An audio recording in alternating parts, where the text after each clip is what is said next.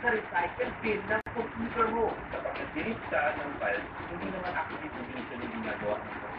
There are softwares available online or on the internet, pwede mo download para maibalik ko pa yung mga files na tinanggal mo sa recycle. Ba't mo binatukan? Touch ka lang.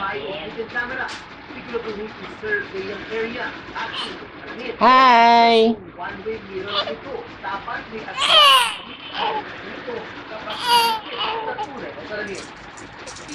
Look up!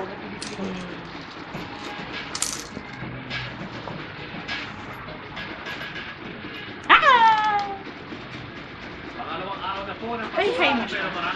Hi, hi, baby! Gab!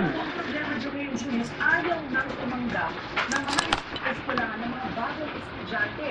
Dahil siksika na raw yung kanilang mga estudyante sa ngayon. Nagpapatulong niya po. Marami pa rin ang kumahabol sa enrollment.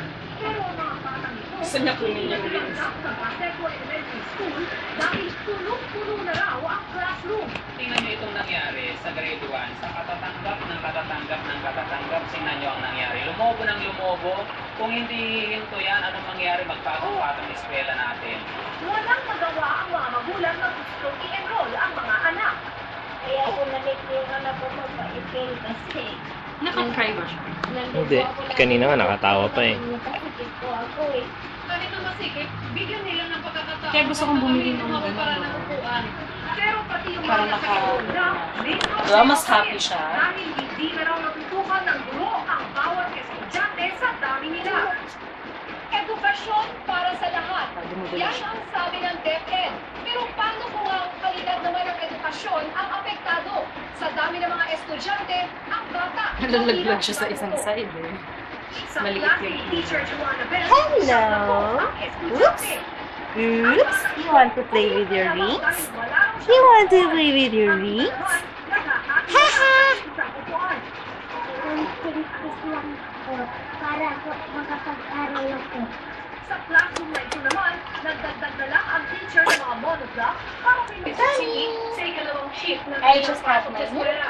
Kasi po siksikan eh. Hindi po makaino.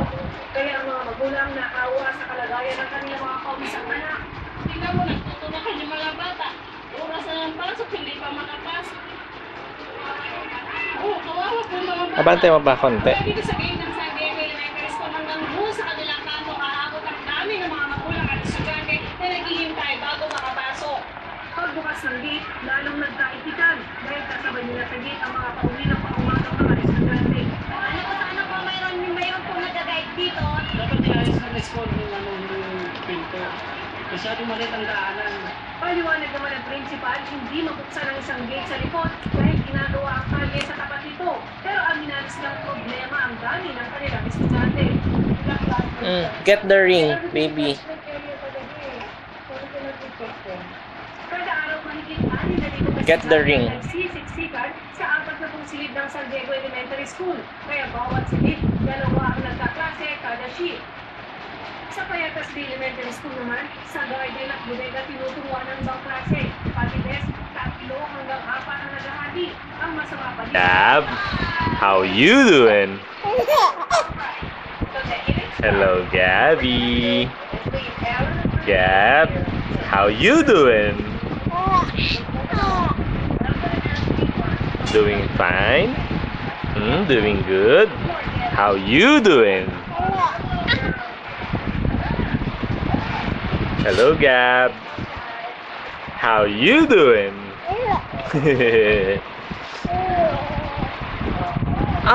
Don't eat that. Hello, Gab. Gabby. How you doing?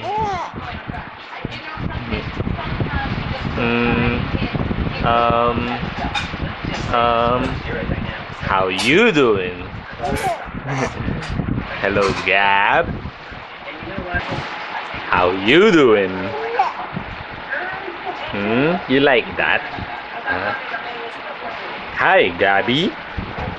How you doing?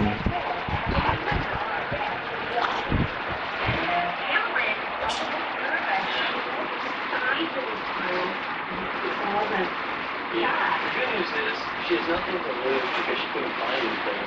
Here we are. Babet na yung Chacho. How you doing? Huh? How you doing?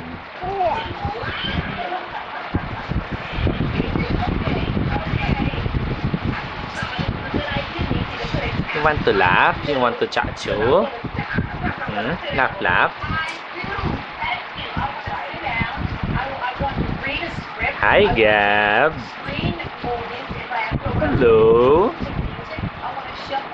How you doing?